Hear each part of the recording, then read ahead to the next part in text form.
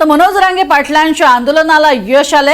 जरांगे पाटलांनी सरकारने दिलेला जी.आर. स्वीकारलाय। यावेळेला अभ्यासकांनी काही दुरुस्त्या सांगितल्यात, त्या आरक्षण उपसमितीने स्वीकारल्यात। त्यानंतर उपसमितीचे अध्यक्ष राधाकृष्ण विखे पाटील यांनी जरांगे पाटलांना उपोषण सोडण्याची विनंती केली। यानंतर जरांगे पाटील यांनी लिंबू पाणी पिऊन उपोषण सोडलं। 5 दिवसांनंतर उपोषण सोडताना जरांगे मात्र भावूक झालेले पाहायला मिळाले।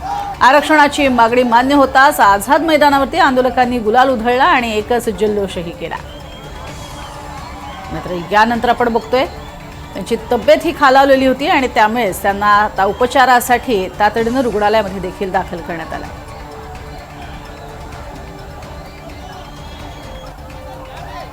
लिंबू पाणी पिऊन त्यांनी उपोषण सोडलं। यावेळेला राधाकृष्ण विखे पाटील यांच्या हस्ते त्यांनी लिंबू पाणी घेतलं आणि त्यानंतर आपलं उपोषण सोडल्याचं जाहीर केलं।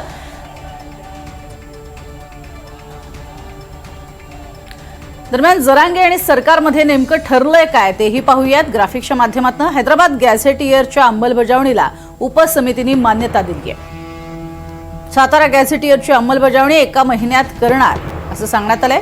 महिन्याअखेरीस मराठा आंदोलकांवरील गुन्हे मागे घ्या अशी ही मागणी।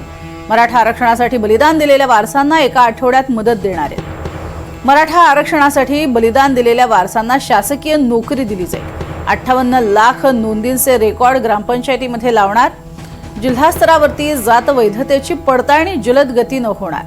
मराठा कुणबी एकच जी.आर. काढण्यासाठी 2 महिन्यांची मुदत देण्यात आली आहे। तर मराठा आरक्षणासाठी गेल्या 5 दिवसांपासून उपोषणाला बसलेल्या जरांगे पाटलांच्या आंदोलनाला अखेर यश आलं। सरकारकडनं जी.आर. काढताच आझाद मैदानात मराठा आंदोलकांकडनं जल्लोष